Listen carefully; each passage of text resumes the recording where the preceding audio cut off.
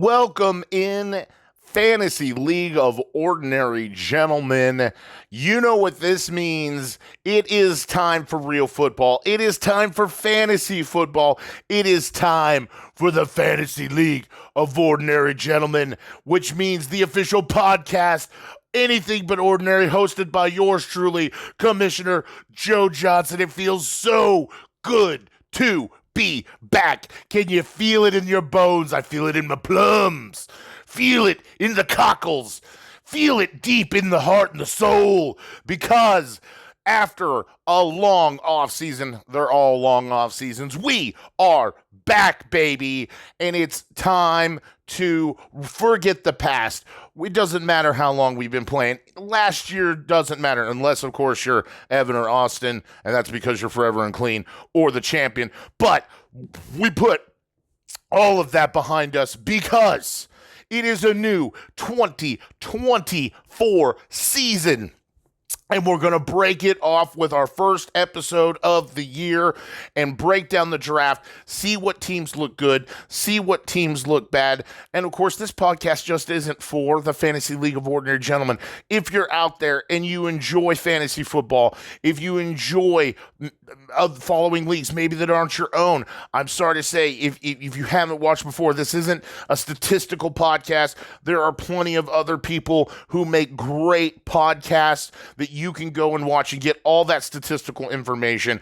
This podcast right here is about, like I said, the Fantasy League of Ordinary Gentlemen, the 14 men going at it every week for 4 months of the year to prove who is the best by grading the skills of other athletic, more finely tuned men than ourselves.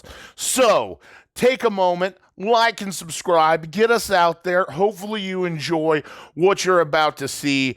And like I said, we're breaking down the draft. It happened at the beginning of September, the end of August, whatever. We always draft in that weekend going into Labor Day. So fresh off the press, plenty to break down, and I would like to caveat a couple things, okay? Before I go in, these are not my numbers. This is not, so before you start calling your fat ginger jokes, I know I've heard them all before, but we'll hear them again, I'm sure. Aaron, Grog.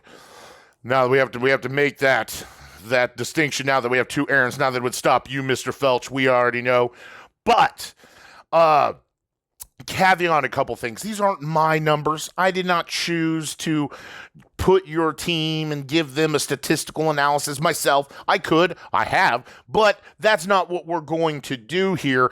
I'm using Fantasy Pros, big fan, using their draft analyzer. So this is how they see your team.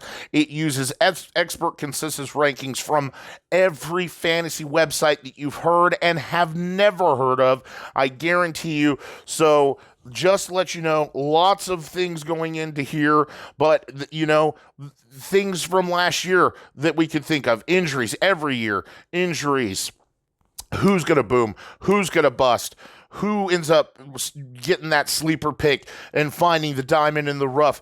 Who has that season-ending injury? We saw last year with our current champion, Austin, had injury after injury, players going out. I mean, I think it was 6, 7, 8 players that he lost that you would start in a deep league like this and finds a way to win. So just because you may be projected last doesn't mean you'll finish. You could finish first. Whoever's projected first could finish last. Who knows what could happen during the course of a year, but we have to have a way to analyze things pre-game, and that is what we're going to do. So I'm going to start with what the statistics that Joe did not do himself, coming from experts much smarter than myself, say are the worst team, and then we're going to go to the best team, and we'll just kind of just break down each team as we go. I thought I was kind of in debate. Since we didn't do live, that's where we kind of see the draft board. So I didn't think we'd do that. So I thought the best way is, again, taking the teams as a whole from worst to best and then breaking those teams down as a whole. And so if we were at the draft and everyone was, okay, the only people who weren't are obviously those that did not participate in the draft itself. Not going to be a surprise to who we're going to start off here. Unfortunately, it was 2023 Cinderella story, and Forrest Dozier, the Grand Wizard himself, who you do everything right last year, Forrest. Everyone questioned that first pick that you made last year, and it translated into you going into the championship match and almost walking away with your first finals appearance, first championship appearance, and almost getting the championship itself. But you fall just slightly short. But we're not talking about last year. We're talking about this year. And Forrest, what did you do? First round, okay? I understand. We all gave you nonsense last year, and you have Deebo Samuel with that pick. You do it again. And you better. I mean, it's like we all said last year he has to be a top 10 wide receiver for that to pay off. And he actually finished out, I think it was number 6. So you did it again. You picked Deebo again. And I don't know if it was to stick it in our craw or to hear me bitch about your team in the first episode or what, but I mean, I'm going to say it again. Sure, can you luck out? Can things end up going your way? Yes. And things sure went your way last year.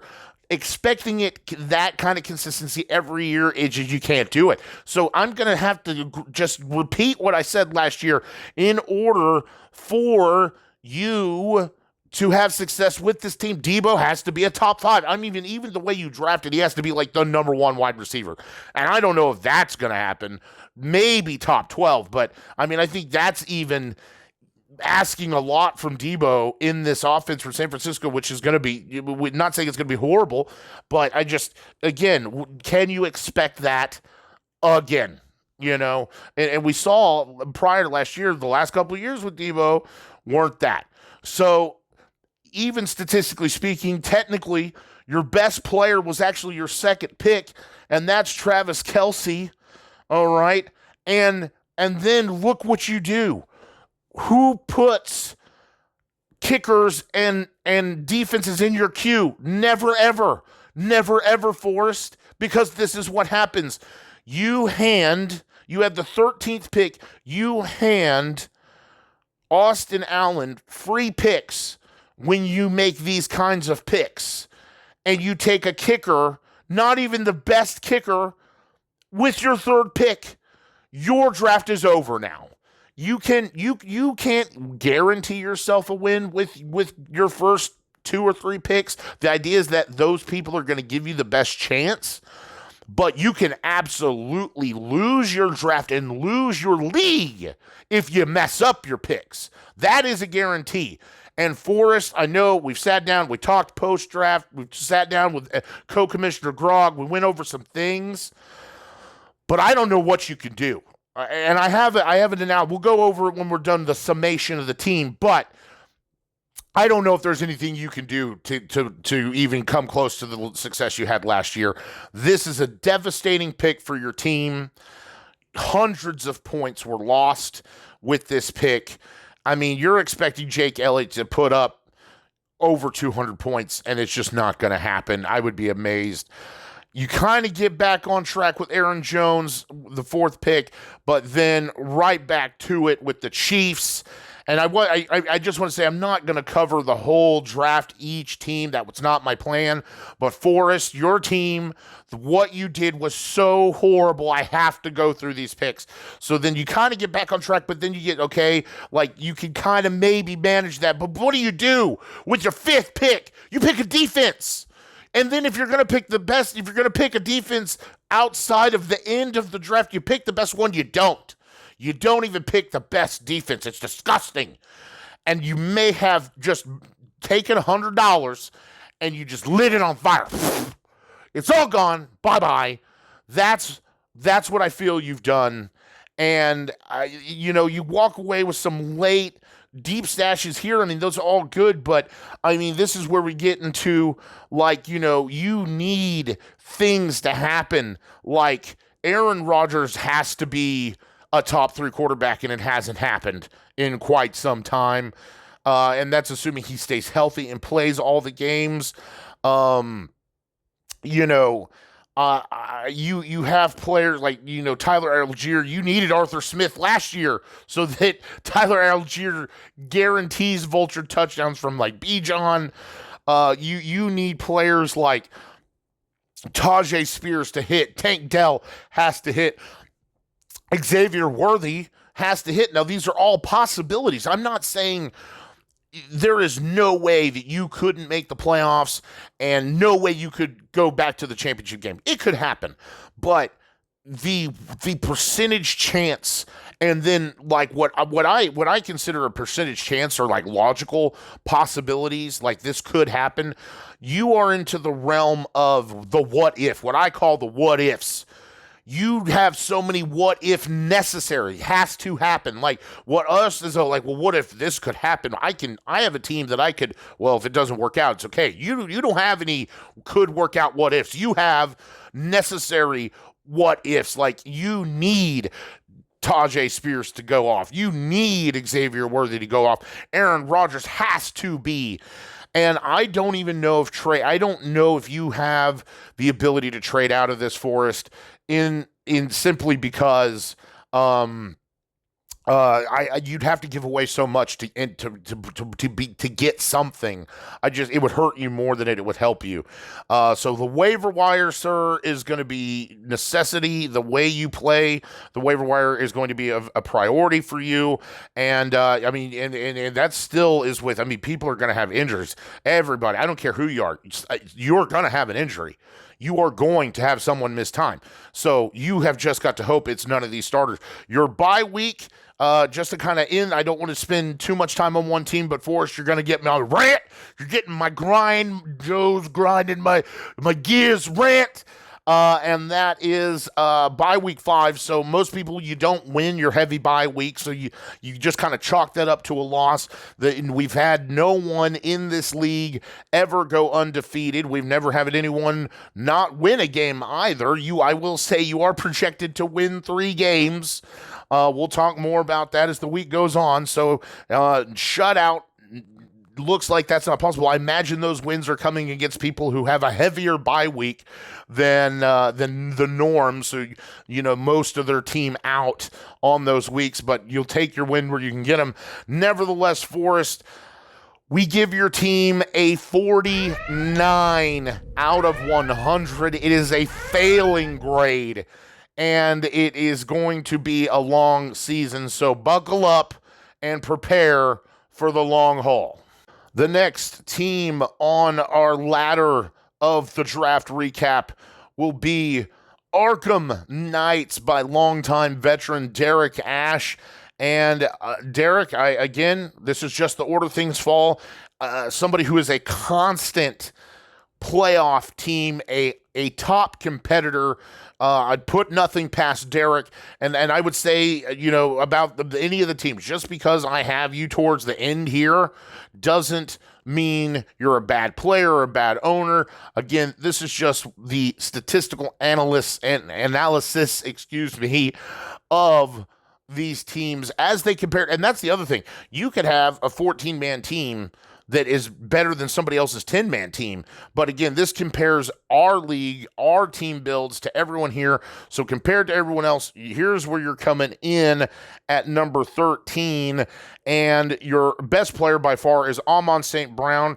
I almost took him myself, but I just couldn't, sitting there in the middle, still some running back talent in the first tier that I wanted, but great pick with Amon St. Brown here. That offense is going to go through him. And then Derrick Henry, who I know everyone seems to be, old man Henry, and it's true, and he's, showing his age, but at the same time, in a fantastic new team with a great offense and a great line. I mean, I could see Derrick Henry getting 20 touchdowns, and this is why I wanted to bring up it's this idea that, again, Derek may be technically ranked right now preseason as the 13th best team, 13th worst team, whatever you want to call it. But, if Derrick Henry scores 20 touchdowns, you're going to the playoffs, my man. So I love it. I love your third pick, Malik Neighbors. I think he could have a great week. If Anthony Richardson goes off, your year looks good. But again, can he take those kind of hits?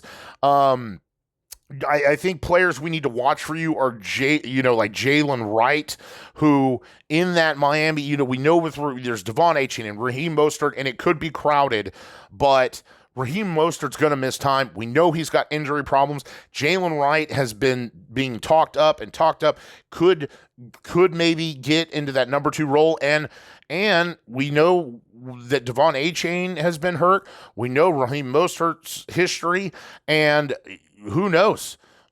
Does Jalen Wright end up as a number 1 running back for a week, for 2 weeks, if both those guys get hurt? So things like that could absolutely change your season. Great steal, I think, with Matthew Stafford in the 13th round.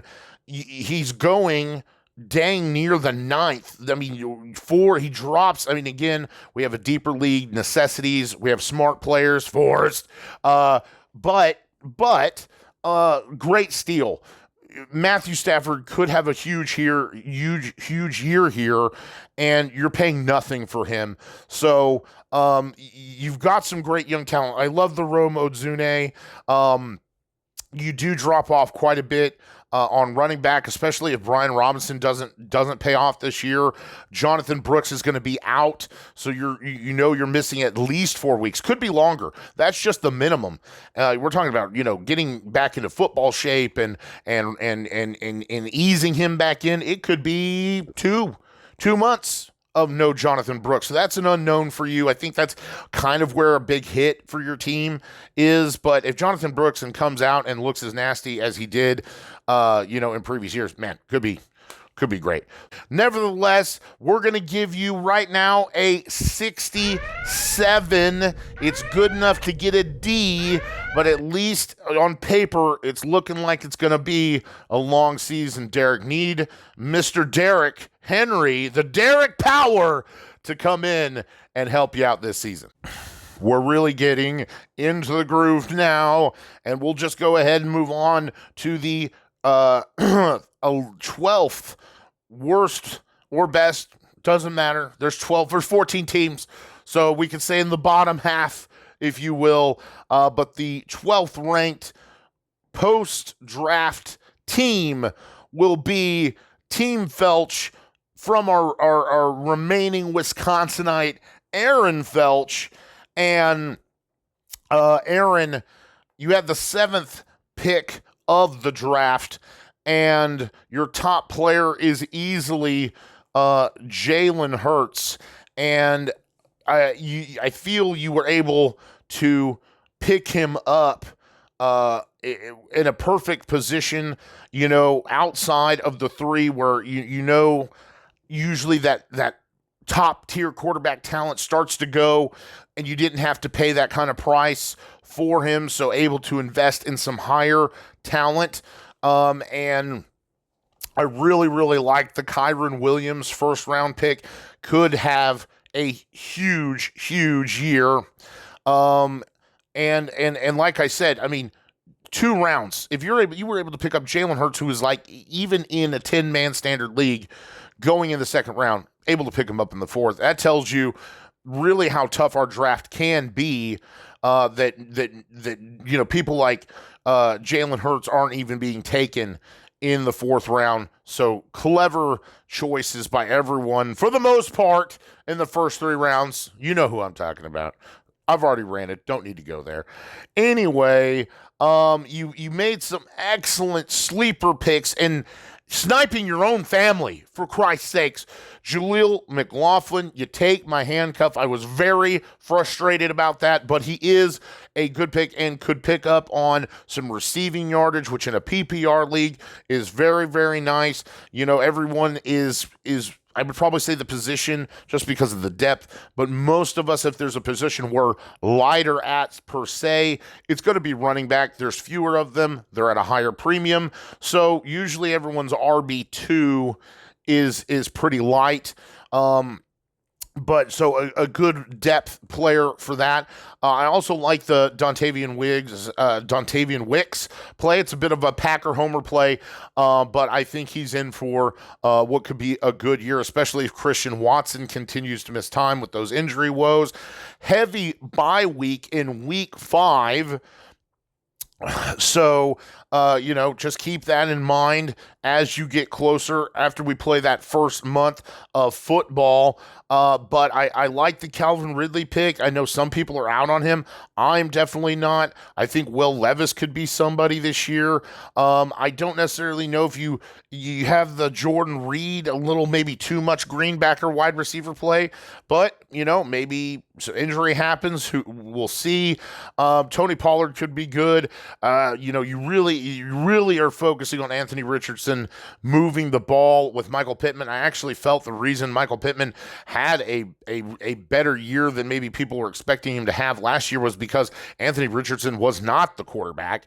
But that's just one man's opinion, and this is my podcast, and I get to say what I want.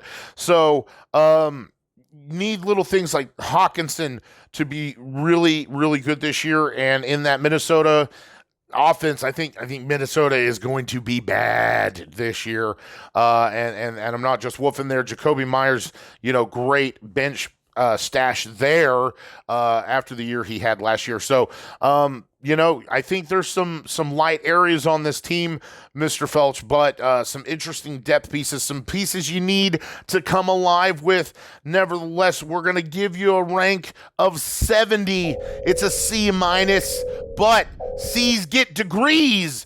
And that's something to keep in mind as we go through the next couple teams, that C's get degrees, and you could still walk away in the playoffs, could still maybe walk away with some hardware and some money if things go your way. And that's what you need to count on here in 2024. Moving right along, the 11th ranked team, that's how we should say it. Just ranked, not bad, not good, just ranked. So if I said bad, the last 3 guys, it's not bad. That's just what you're ranked. Forrest, you're bad. That's true. Anyway, the 11th ranked team, last year's forever unclean, Evan Coles. And Evan coming in and picking up that Patty Mahomes with that second pick. I don't like it. I think you could have invested in some talent. You're telling me that you think Patrick Mahomes is worth that much, and I just haven't seen it. I haven't seen that the last 2 years, and I just don't want to spend that kind of draft value on a quarterback. Nevertheless, you believe that he will be your best player. He is ranked as your top player. Not any crazy sleepers here. I think, Jahan Dotson maybe, but that was before he got traded. Now I just don't see that happening. You need Zach Charbonnet. Now, can he come in and, if say, Kenneth Walker is injured, does he come in and get some time? Sure. But I just don't know. I mean, you again, I don't see him as what I would consider a defined sleeper. You got to have a lot of upside, a lot of potential. And maybe I'm wrong. I know there's lots of people that are high on Zach Charbonnet. I'm just not seeing it. Really, if anything, I like Jameson Williams here. I think he's the player on your team that may come close to a sleeper. We could argue this, though. I mean, maybe we argue Steals or sleepers, one of the two. I love, and leave it, of course, the room of Oklahoma, the League of Oklahomans, to pick up Baker. But I think Baker is in for a great year. You picked him up in the 14th. He was averaging going in the 11th round, so a sleeper/steal there with Baker. I love it. Now, will he be better than Patty Mahomes? I can't really, I don't feel like I should go that far, but I do think that he's a great pick, and he just has to come in and fill a game games. Now, of course, if Patrick Mahomes gets hurt, you really are going to hope that he is in fine form. But I think that he could turn into a good trade value piece for you on the year he's going to have. So I do like that pickup. You do have heavy bye week on week 10, so keep that in mind moving forward. You need Najee Harris to not be the Najee of last year. He's got to get into the end zone. Brandon Ayuk, I feel you kind of lucked out with that one. He slipped because of the, now not as far as I thought he would. Deeper league, that's kind of understandable too. Maybe in another league, he does go in the 5th round. If you were to, make us a 12-man, 10-man league, maybe he does fall to the 5th or 6th round, but we're a deeper league. So Brandon Ayuk going in the 4th, he still slipped. And I think that now that that contract issue is resolved, he's staying in the 49er gang. So a nice value pick there in the 4th. Not so high on Josh Jacobs. I'm just, I get he's running rush leader, but I just don't know in Green Bay. I just gotta see it before I really feel more confident in that pick. And then we talk about Christian Watson. I mentioned him earlier with talking about Dontavian Wicks on Aaron Felch's team, and I drafted Christian Watson last year. He just can't stay healthy, and it's disappointing because he is massive talent and he could be the deep threat that Jordan Love needs. He just got to stay on the field. That's the big thing there. Justin Tucker, you got the best kicker. Can you have that 30-point scoring Cowboys defense from years past? That's what you need. The grade for the team is 72. So we're going to give you that C grade. But like I said, C's get degrees, and it could be a good year. Could be, but it doesn't project to be that way. Not wasting any time. We're just going to keep it moving. It's like I spend 2 or 3 minutes a team, and we're already, going to spend half an hour. So, and I'm already over that. So I hope I'm not moving too quick for you guys, but our number 10 ranked team post-draft is going to be Weatherford Moonshiners, Chandler Taylor, and Chandler. Drafted somewhat nicely, but I will say when you see your draft grade, understand this is what happens when you're looking at the wrong team when you're drafting. Are you kidding me? How are you staring at Jordan's team and think it's yours? What are you doing? And yet somehow you don't end up with the worst drafted team. Forced proves that there is a way to fuck up harder. Okay. Nevertheless, your top player is Bijan Robinson. You first round stealing jackass. He was absolutely my top pick. I knew that with all the hype, and then of course I being your senpai, I being the master who has taught you how to draft, you have learned well, and he is a good pick. He will be a top 3 running back. I actually think he will be the number 1 running back because people understand that Arthur Smith had to go and that we're going to use our top tier talent. So I'm big on Drake London. Had Kyle Pitts not apparently had a hamstring, I'm glad that I was going to draft him. I'm glad that he got sniped from me because now he apparently has been dealing with a hamstring issue that they just haven't told anybody about. But I was big on Kyle Pitts. With Kirk Cousins in town, oh my God, the Falcons could be absolutely sick nasty this year, but you don't have to worry about any of the passing because, in the sense of like Kirk Cousins and Kyle Pitts, you just need to worry about that ground game and Bijan Robinson. Now, will Tyler Algier vulture? Yes, he will, but it's not going to be the Arthur Smith nonsense that we've seen before, and I imagine we won't hear a peep from Cordell Patterson. So great pickup. I see the Mark Andrews. This kind of goes back to what I was talking with Evan and taking a quarterback round 2. You took a tight end. I just can't, man. I cannot spend that kind of draft value on quarterbacks, tight ends, kickers, and defenses. I'm gonna get triggered every time I do that for us. So if you're listening, you're just gonna have to deal with that. But Nevertheless, yeah, Mark Andrews is going to be fantastic. Will he miss time? I think it's possible. That seems to be a track record with him. But he could be a league winner, and is going to be a key asset for your team here. I love the Brock Purdy pickup. I think that somehow maybe looking at the wrong team helped you not worry about a quarterback so early. Brock Purdy could be a top 12 quarterback. I think that he has earned that. We saw last year. I loved it. I had him. He was able to, give me that record that I get eliminated by round one. Okay. But Brock Purdy, it's a great pickup. D-Hop is going to be injured, but I mean, him coming back could be a nice late season addition to your team. So I'm not opposed to that pickup.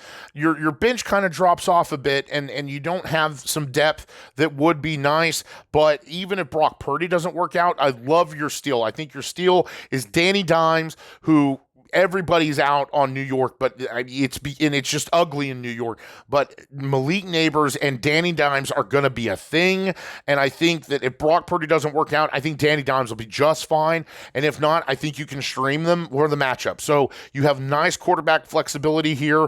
You don't have any really defined bye week. That can be dangerous because that kind of means, like I was talking about earlier with Derek, it's like I'm going to be missing pieces over the course of a year, not just certain weeks. So you really need pieces to fill in when that's the case. So maybe some things we need to trade into to fill those holes.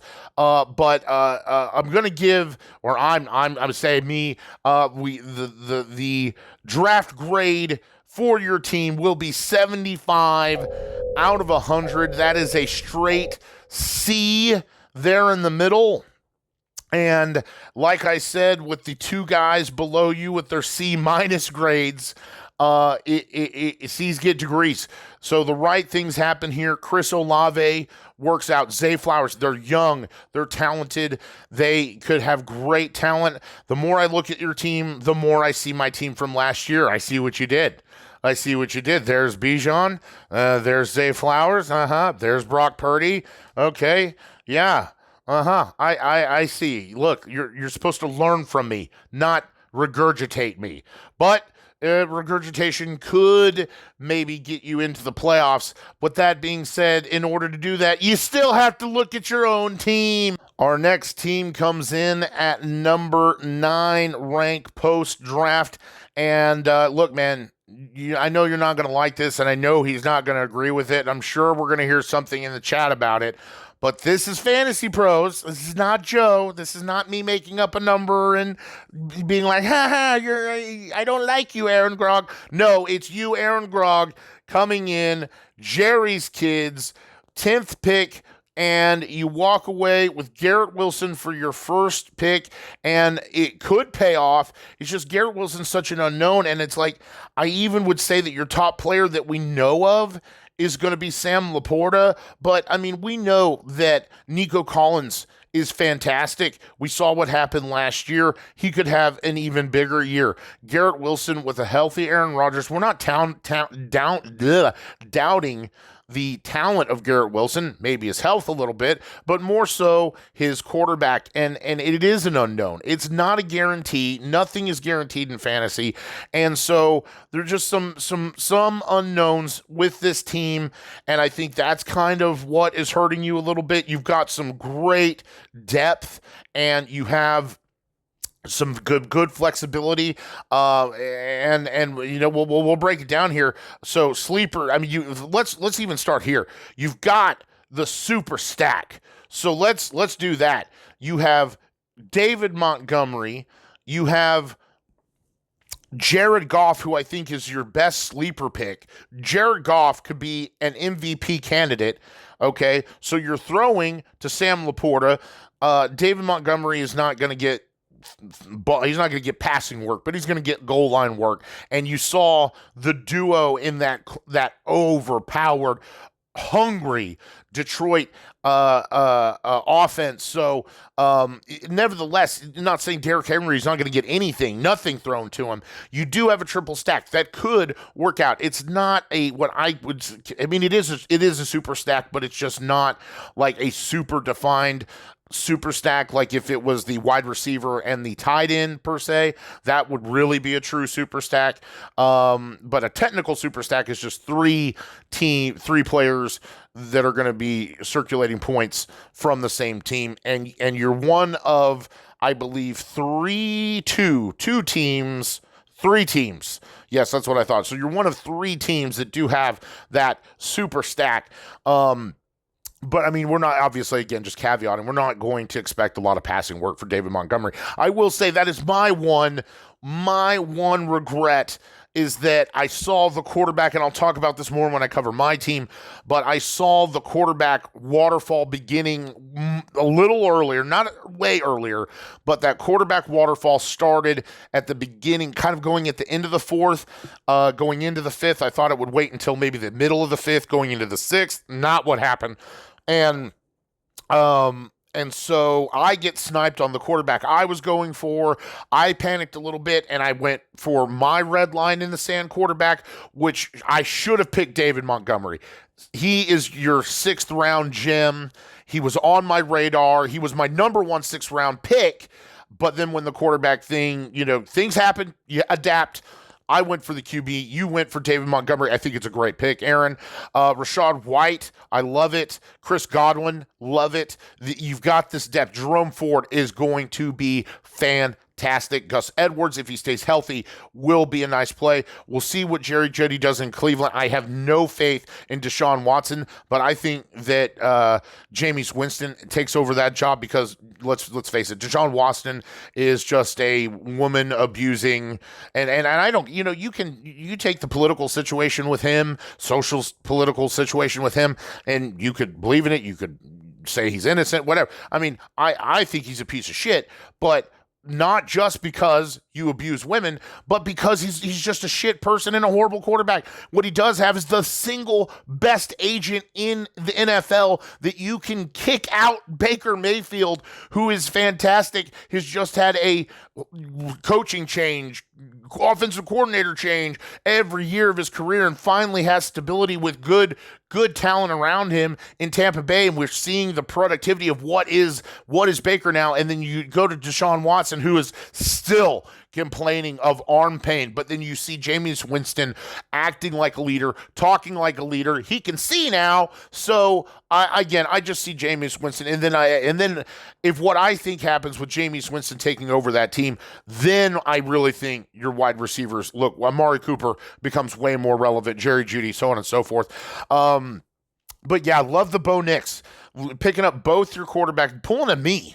This is what I do. This is right out of what I have been doing for years. I will wait until the very end for my quarterbacks and my tight ends, of my defense and my kicker, or my last two picks, and I just couldn't after the struggles. And I'm not trying to talk about my team, but when you talk about the co-commissioner and the commissioner, it's just going to happen.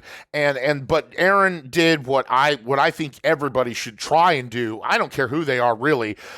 You wait until the end. Jared Goff, Bo Nix. Bo Nix could be amazing. That's not just a homer pick for the Broncos. I really do think that he will be a great quarterback in the NFL. And then Jared Goff, again, could be MVP.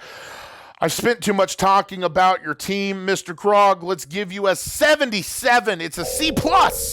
So we've reached the high ends of the 70s, but you know what? If there's somebody who can prove, and don't ever use ESPN, okay? ESPN doesn't, I don't know what, I know we play through ESPN. That's not the point. Their IBM Watson on grading teams and stuff is atrocious. I don't like it or love it.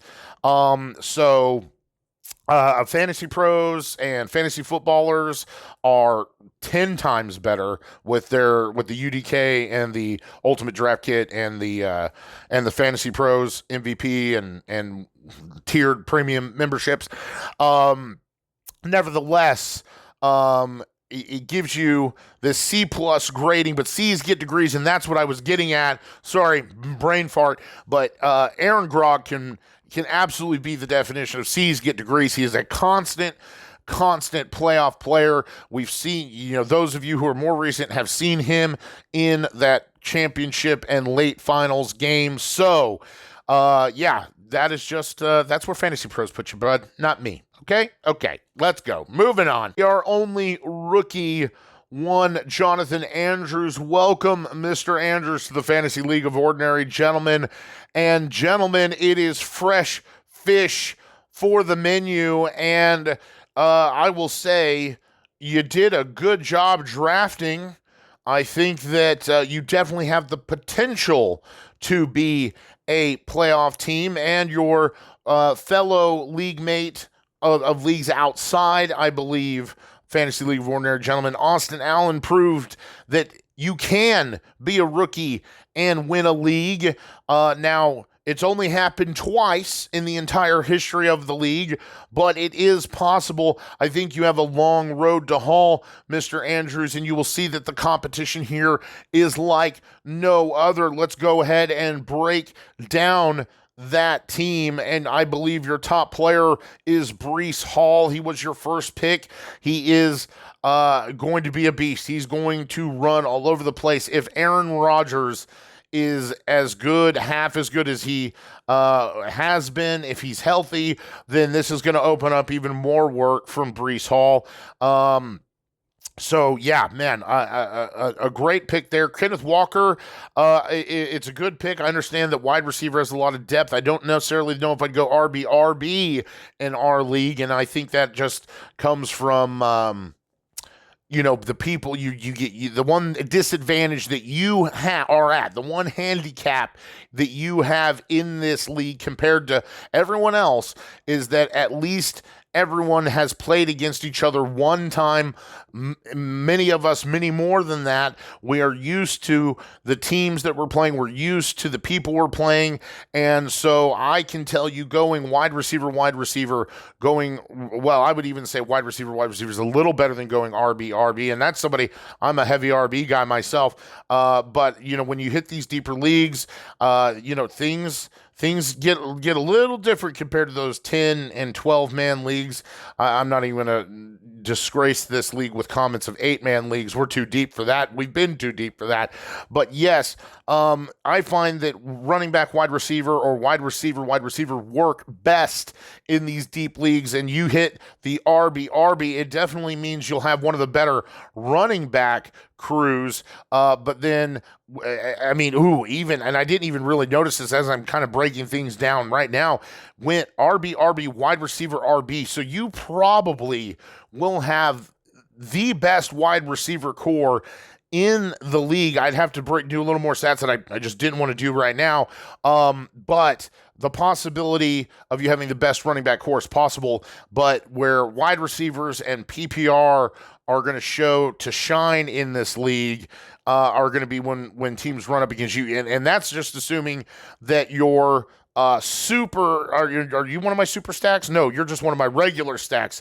It's Austin that's got that super stack. But you do have the Murray Connor stack. Now, it's not as what I like to consider as productive as the true, we get to the true, wide receiver quarterback stacks, where that production is coming from. Connor's going to get a couple passes. Some of them may go into the end zone. The problem is, Kyler's, when we're getting that close, he's running it himself. So you kind of going back to what I was talking about with Aaron, when I was talking about Aaron Grogg's team, you snipe Kyler Murray from me. I mean, I had the Kyler Murray, Marvin Harrison stack. It was there. I mean, I was 4 picks away. 4 picks. All he had to do was make it 4 more picks, but leave it again to the league of Oklahomans, filled with Oklahomans, to draft these Sooner players. He doesn't make it to me. And he's Matthew Berry's ride or die. I do think Kyler's in for a great season. You're again just really hoping that your running back core is going to be able to keep pace, stay healthy. That's the big thing as well. Running backs tend to be a little more injury prone, obviously because of the position. and the hits they're taking. Love the Brock Bowers play. Talk about a sleeper. I love Brock Bowers. Another snipe play. I had Brock Bowers. I wait for my tight ends. Brock Bowers going under the radar. Brock Bowers will be a top 8 tight end choice next year. Could be a top 5. I think Brock Bowers is in for a huge, huge year. Rashee Rice also, I did want to make note of that. So much with his domestic situation allowed him to drop on my team last year, somebody I was absolutely wanting to invest in, but I even shied away from him because of that domestic issue. But yes, I love the Rashee Rice pick. You picked him up in the 6th. He was going in the 4th. So you see just that domestic situation helps him drop. Your bye week, heavy bye week, is going to be week 10. And to sum everything up, we're going to give you a draft grade of 79, another C+. But like I said, C's get degrees, and you're right on the cusp of what are, I think, those playoff projected teams. And so easily with the right production, you could easily find your way in the playoffs with that running back core. I really think that, and maybe this is your plan. Again, this is just breaking down the draft. Maybe one of those running backs becomes trade bait to get you into a better wide receiver, because that's what I see here. Look, Keon Coleman, great play, and Mitchell, these are good depth, but I mean, talking about becoming a wide receiver 1, I mean, maybe Tyler Lockett, but we're starting to show age now. DK Metcalf's clearly the number 1 in that system. So, definitely one of the teams lighter at wide receiver may need to trade into that to help you out with the PPR scoring that we've got going here in Fantasy League of Ordinary Gentlemen. Our next team I referenced moments ago. He's one of only 2 rookies to walk away with a Super Bowl. It is Austin Allen. And Austin, brother, your team is one of the few teams that I don't know really who is your best player. It could be Saquon in that in his new offense with Philadelphia, and how fantastic their line is. But how much does he take from Jalen Hurts? Does Jalen Hurts take from him? We'll definitely see. I mean, maybe less tush push. You would certainly think so. Could it be Jeremy Gibbs and that all high-powered, fast-moving Detroit offense? Could it be Stephon Diggs? Now that I definitely think not so much the case. But CJ Stroud is for real, and you do have the super stack. Don't let anybody forget it. And this is what I consider, now that we can kind of, you see it in front of you, when I say a true super stack, not a technical super stack, but the true super stack. You've got CJ Stroud with his wide receiver Stephon Diggs and his tight end Dalton Schultz. I'm high on Dalton Schultz. I know a lot of people aren't, but I think that if CJ Stroud has the same success that he had last year, you're looking at what I think is a great play. And then, I mean, Stephon Diggs is the guy. We just saw him drop off from, Buffalo last year. Hopefully that doesn't continue to happen. You for your team's build, you need that to work out. But, I mean, I love it. The steals on the team, Austin stealing all day. You have, Brian Thomas Jr., love that. Could be, and then you've got to stack him with Trevor Lawrence, and I can already tell you that Aaron Grogg, the self-hating Jags fan, will tell you that he doesn't like it. I disagree. I think Thomas, but more importantly, Trevor Lawrence is in for a big year. If that is the case, then Brian Thomas will see success from that. He will be a great flyer for you, and then Wan'Dale Robinson. Sorry, I couldn't think of it. Wan'Dale Robinson. I have it written down. I had to find it. But Wan'Dale Robinson, again, Danny Dimes with Malik Neighbors. I think that they're probably going to be playing from behind. They're going to be putting the ball in the air. I think that Wan'Dale Robinson and Malik Neighbors and Danny Dimes are all people that in some fantasy aspect, I'm not saying you're going to start them necessarily. Malik Neighbors you're going to start. But, I mean, if we're going to say here that Malik Neighbors is going to be fantastic, I mean, how else could it be fantastic without Danny Dimes? And so, yeah, I think Danny Dimes could easily turn, if not into a starting quarterback for somebody, a trade piece, and I don't even know. I'd have to look it up. I don't even think Danny. Uh, yeah, I don't even think Danny Dimes. Oh, he is. That's right. He's on Chandler's team. So yeah, I mean that could be an important piece for Chandler, but then Rondell Robinson could really work out for you here, Austin. That bye week is week 12. So be thinking about that. Maybe want to build up those wins. Ensure you get those wins as we get closer to week 12, depending on what your year looks like. If you're going to need to guarantee yourself a win, that's just the worst thing. Take bye weeks towards the end of the year when you could take losses early, but you can't take them late. It's the one thing that's disappointing about football fantasy in general. You're going to be without Nick Chubb. Even you were without him last year too. JSN, I just don't know how much faith I have. He's the third option, maybe even the fourth option in that offense there. I love that T Higgins is on the team called T Hee Hee. So great, love that. You really hope that George Kittle, picking him up in the 5th round, you guys picking up tight ends before the 7th round. Oh my Lord. He's got to, that's one of those things they got to pay off. And at the end of the day, he's just like everybody, their tight end. He's going to have a 6 and 8 point day, but you're spending a 5th round on him. Nevertheless, Austin, you proved you have the knowledge and the power last year. Can you prove it again, coming back as a veteran and the defending champion? We're going to give you the rank of 80, so you get a B-, but you're there. You're on the cusp. We can definitely see this team.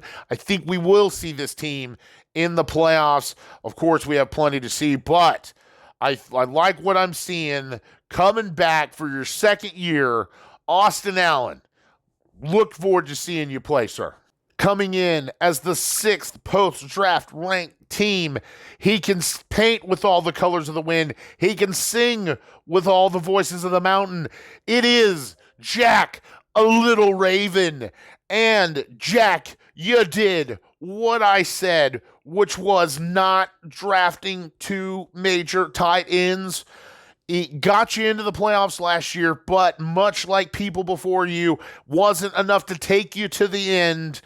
And this is, I think, a better team than last year. Let's break it down. You're one of my teams. I don't know who your top player is either. First of all, let's talk about the fact that Ja'Marr Chase just showed up to practice. We didn't even know if he was going to play.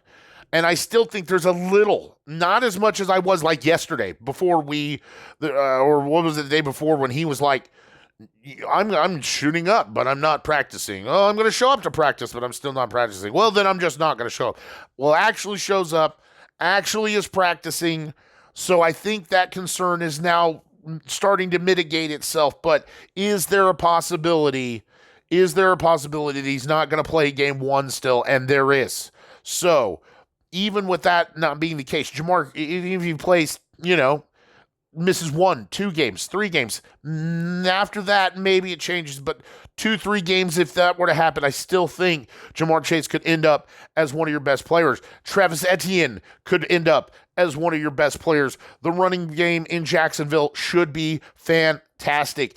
DK Metcalf, I just talked about it, clear number 1 option in Seattle, and he should be in for some work. Geno Smith, underrated, is going to have a good year. He's going to get that. Now that they have the ability to run the ball, Pete Carroll loves to run the ball. What does running the ball do? Opens up the passing game. DJ Moore is somebody I hate. I'm so done with DJ Moore. I'm not trying to spend more time. I know we're like halfway through and we're still eating time, but I just, you start talking. You just start talking and you're going over.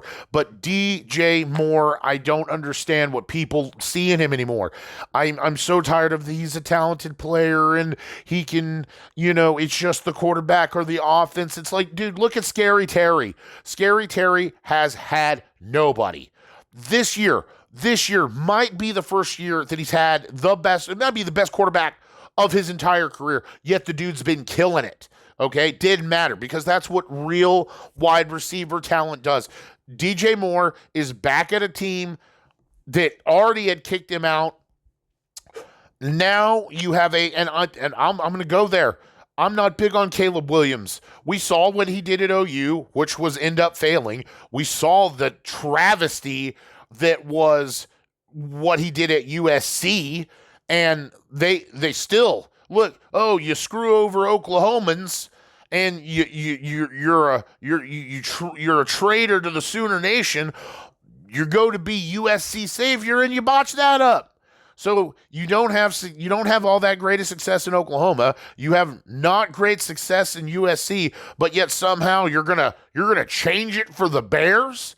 I'll believe it when I see it. I personally don't like Caleb Williams. I think he's a prima donna. He's a diva. He's more concerned with what color his fingernails are than getting the job done because he needs a piece. He needs a guaranteed piece. You know why he needs a guaranteed piece of the team? Because he knows he's not as good. It's about you got to make sure I get mine because when they realize that I'm a horrible quarterback, I'm going to be gone, but I'll still be getting a piece. So I'm not big on Caleb Williams. I'm not big on DJ Moore.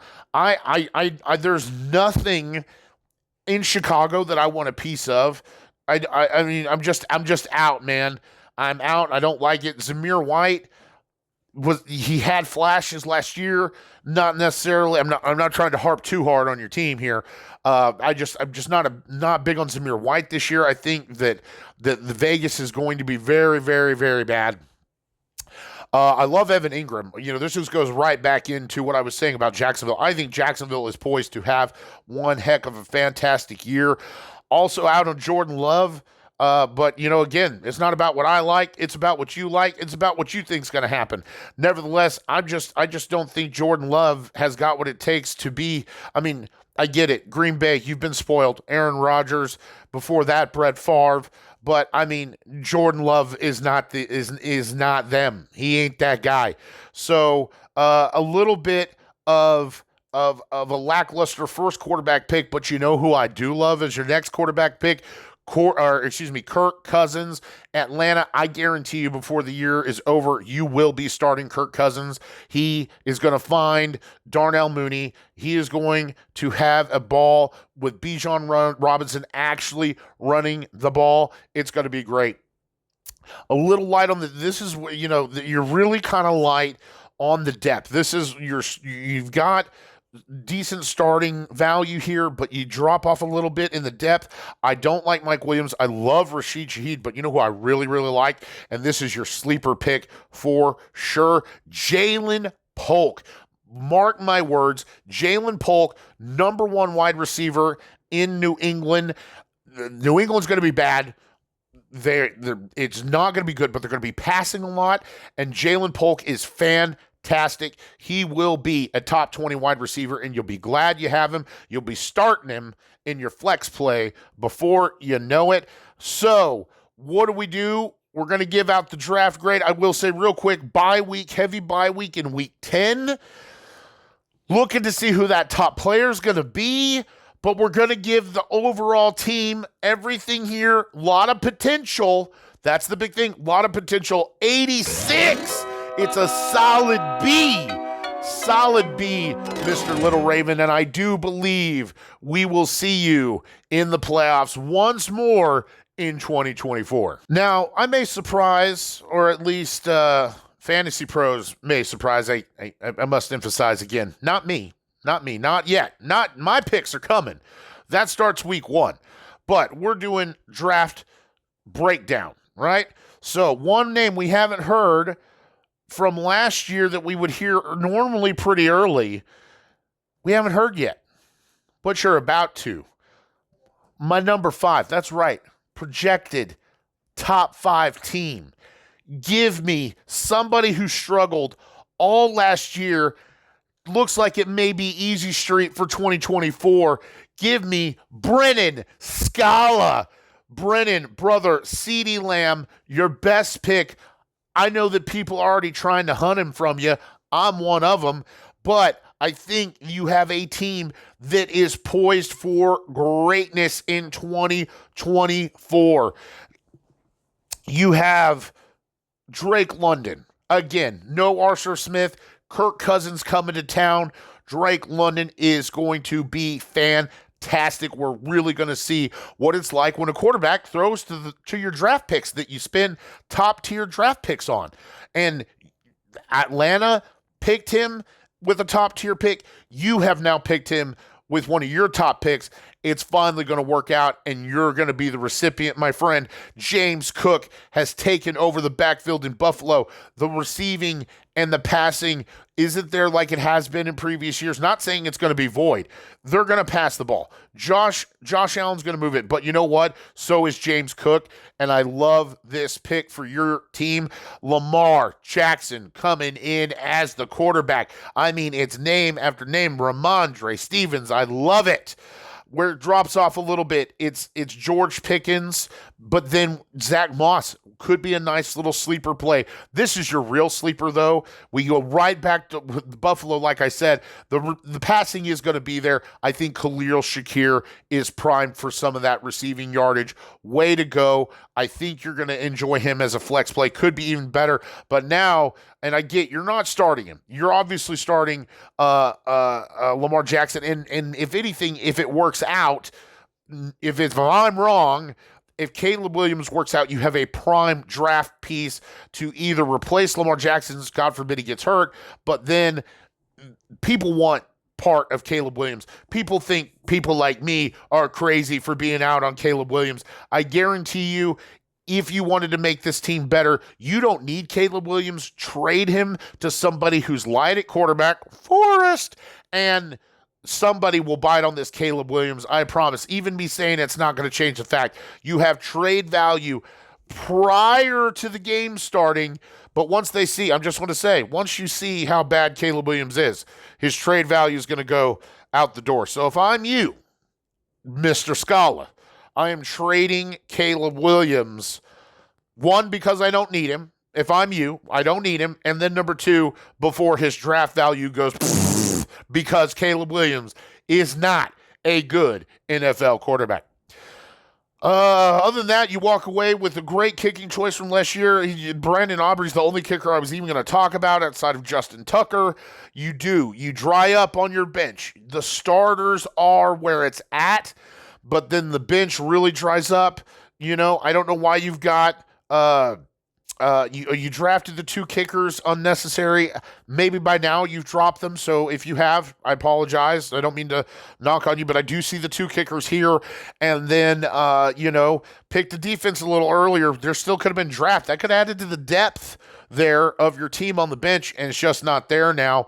Like I said, as long as our starters remain healthy and do what they're supposed to do, Mr. Scala, you're in for one heck of a year in 2024. 4 teams left to go, and these would be the quote-unquote on paper semifinal teams.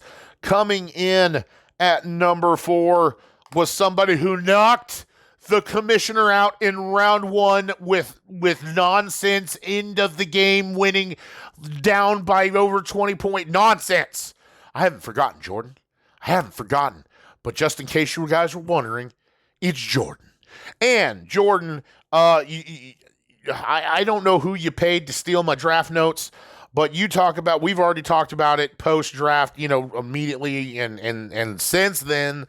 We were just drafting the same this year, which great minds think alike. I would like to think, but I also, I really do, when I make a statement like that, I think there was a certain way that you're drafting this year, and you and I followed that idea that clearly hit us both, and not only were we hunting the same players, our teams are almost identical in structure. So yeah, man, I love the way you draft. I hate the way you draft, but you have one heck of a team. Let's break it down. Easily your best player is Josh Allen. I know I just kind of poo-pooed him a little bit. I don't mean to poo-poo. I think he's going to be a top 3 quarterback. We have some wide receiver change. But you do have the stack, and you do have it with Dalton Kincaid, and if there was someone I was willing to spend a tight end pick on outside or inside of the top 5 rounds. It was Dalton Kincaid, 100%. If I could get him in the 5th or the 6th, I would have done that. And that's what you do here. And I think he could. He will be the number one option passing wise in Buffalo.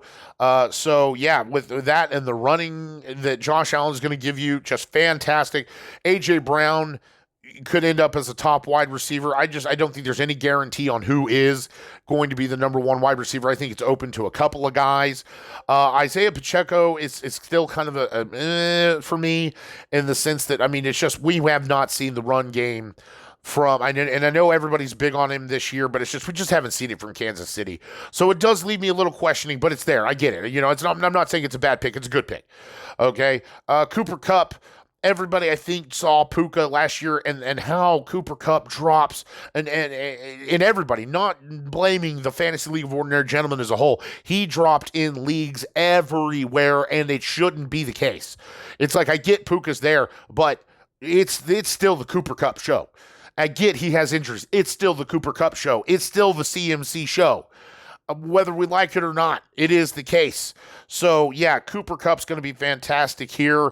I think your first quote-unquote question pick is maybe Christian Kirk, but he's a good flex play. And then Devin Singletary, I think, is going to be great in New York. Chase Brown will be awesome in Cincinnati. I don't think there's too much to worry about Zach Moss there.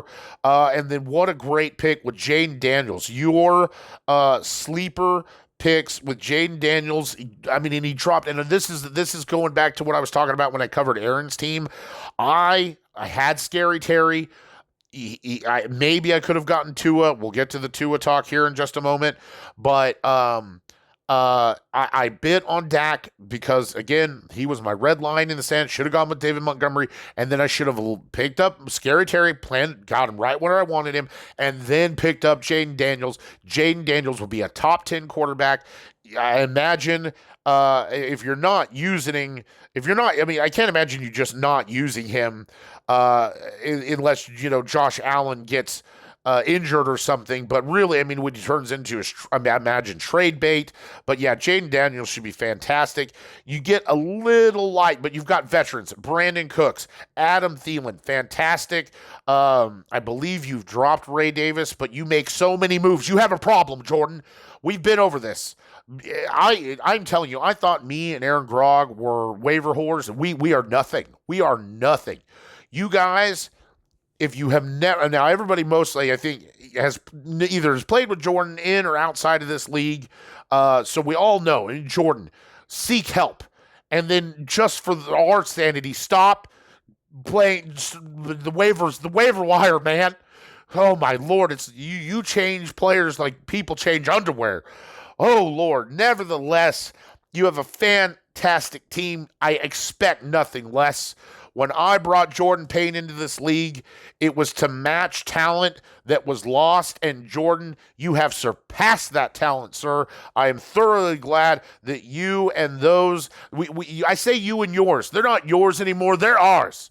We are Legion. But Jordan, love to see you in the league. Welcome back for another year, and I'm giving this team a 90, going all the way up. Give it a solid A-. I definitely think you have a deep playoff run here. I have no reason to believe otherwise. Heavy bye week in week 12. Keep that in mind.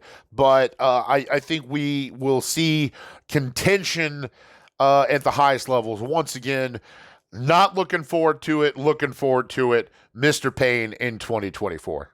Our third ranked team for 2024 post-draft is going to be Mr. Brock Hudgens. And Brock, you were on the outside looking in last year. You just barely missed the playoffs. Just not enough, too little, too late, whatever you want to call it.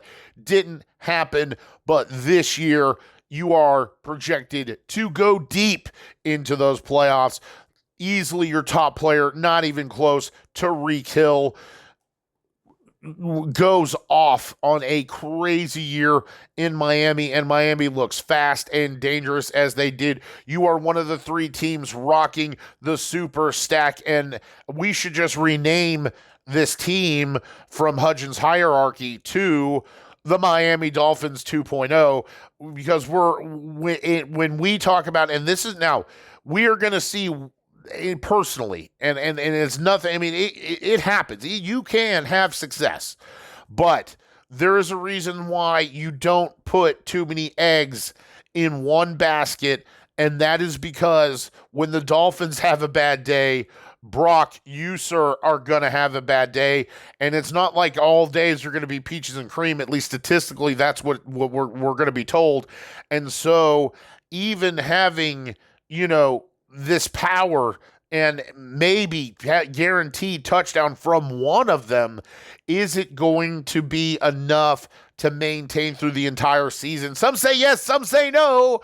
But, it's hard with this, just what we see here. I mean, Tyreek Hill, Devon Achane. We know that Raheem Mostert has injury issues, but, surely he's going into the end zone. And then, of course, I said I may have gone after Tua had I not picked up Dak, but by then wasn't on my radar.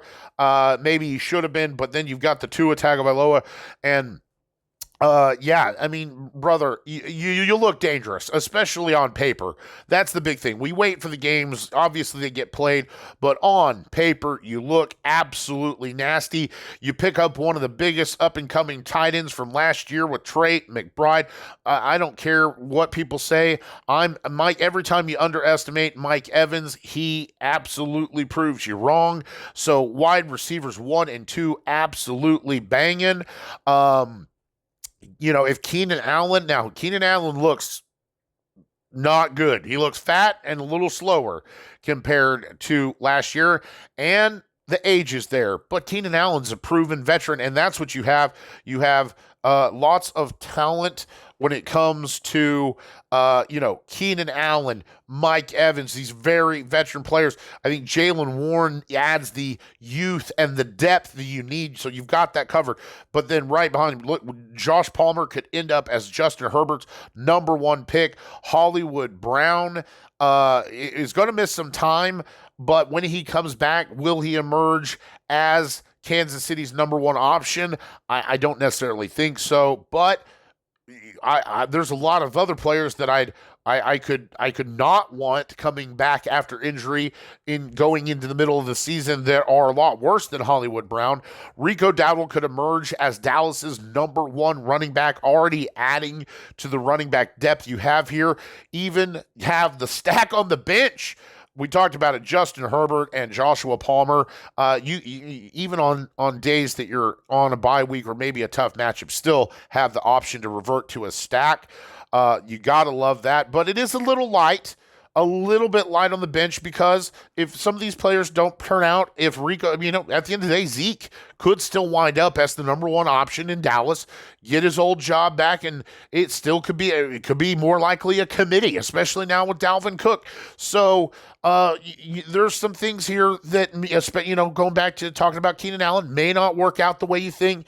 Of course, we could say that about any of our players. Nevertheless, I really like what I see here, and like I said, super stack. You got the steals with Herbert and Musgrave. I almost drafted Musgrave, but I went with, we'll talk about it when we cover my team, because I think he's just going to be utilized a different way than any other season this year. So we'll get to that when we cover my team. But Mr. Hudgens, we're going to give you a 91 out of 100. It gets you a solid A- for this 2024 season, and I think we're going to see you deep in. We're going to see you in the playoffs, and we could see you deep in the playoffs in 2024. 2 teams left to cover, and they both come from the same family. The number 2 ranked team in 2024 post-draft is one Joshua Johnson. And Josh, it has been since 2000. I'd have to go back, but I believe it was 2005 14 or 15. I believe it was 2015 since you even graced the playoffs. You put together some good teams and things kind of just fall apart. They don't work out. And I don't see that happening this year. You had the number one pick in the draft. You used it to draft number one CMC, who should have been everyone's pick. I even passed on him, let him slide past me last year, and he should have been everyone's number one pick. Proving yet again, he is that guy, and he is clearly your best player. And you have one heck of a team. There are a couple things I don't like. Of course, it wouldn't be me if that wasn't the case, and we wouldn't have this conversation. But nevertheless, I think you changed the history that has been the last several years and get into those playoffs. And I think you go deep into these playoffs and even possibly have. I even talked with Mr. Grog. He thinks that you have the potential to go all the way this year, assuming everything goes your way. Puka Nacua, he slipped there into the second round. You're able to pick him up with your turnaround pick, one of your turnaround picks there at the end of the second round. You got to love that. Now, what I don't like is Alvin Kamara. I don't like anything going on in that running game in New Orleans. There's just so many ifs about him, and at the end of the day, I just don't have the faith. I mean, he could end up as a top 10 running back, but I just, there's going to be some committee happening there. Taysom Hill's there. We're going to talk about him in a minute. We just made an allusion to him and why I didn't walk away with Luke Musgrave late in the draft. So, you need Alvin Kamara to be the value that you spend him on for this team, I think, to have longevity. Let me say that. Longevity. Amari Cooper, I told you what I think when it comes to Deshaun Watson. I just think Deshaun Watson's crap. I think people are going to really regret buying into that offense as long as Deshaun Watson's running things. Joe Burrow will be he's going to be fantastic. Great pick. Deontay Johnson, I don't know why he fell so hard. Even he was the guy in Steelers. He was not the problem with the Steelers. Okay, it was their quarterback play. Still is the problem there.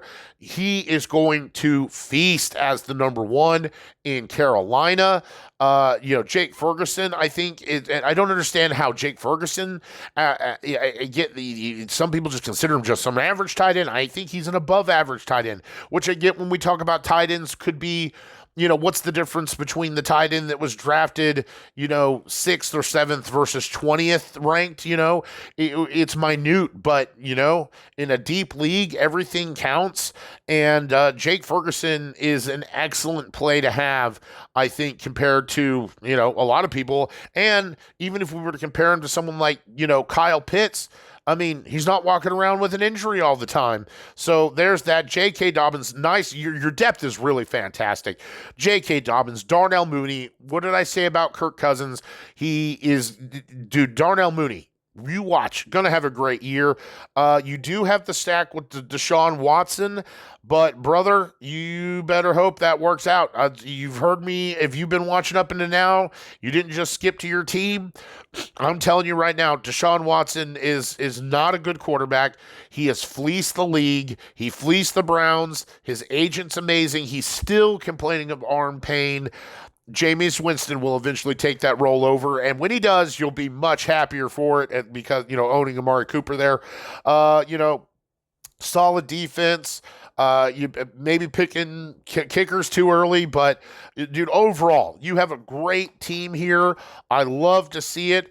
And that is why I will say, keep in mind, by week 12. So if you've got the wins, whatever, but if you're struggling, you can't take that loss, 3 weeks before the end of the regular season and you're trying to make the playoffs. You've got some pieces you can make a trade here to ensure that you're not going to suffer that week 12 loss per se. But yes, I love it. 93. It's a solid A to get you the number 2 post-ranked team here in the Fantasy League of Ordinary Gentlemen. And naturally, we save the best for last. and the number one post-draft ranked team is no one other than yours truly, Final Boss. Last year I ran the table 12-2, and I'm gonna do it again. And Jordan, I'm not gonna lose to you or any other trash in the first round. Things just fell apart for me at the very end of the year with injuries, and it absolutely devastated me. It's not going to happen again. And I did so much planning. I told you I made one mistake. I made one mistake here, and that was I took Dak Prescott, who's going to be fine. Dak Prescott's going to, the opening game of the year sucks. I'll probably lose my first round to a rookie, but I'll get my redemption at the end of the year. Nevertheless, the only thing I would say that I did was I should have taken David Montgomery in the 6th round, but I absolutely love the structure of the team. I've got lots of youth. I've got lots of potential. And I said it last year. You guys saw it when I draft rookies. My years go fantastic, and I drafted another one. I was looking around, and I could, I'm kind of like Austin's team. Or was it Austin's team? I believe it was Austin's team. I don't necessarily know who my best guy is. It could be Jonathan Taylor. Marvin Harrison could be Rookie of the Year and the top wide receiver of the year. Jalen Waddle, depending on Tariq's health, maybe outpaces, at least numbers-wise, Tariq. Do I believe that's going to happen? Not really. Tariq should be fine, but it is a possibility, okay? Devonta Smith I think is going to have a much better year than last year.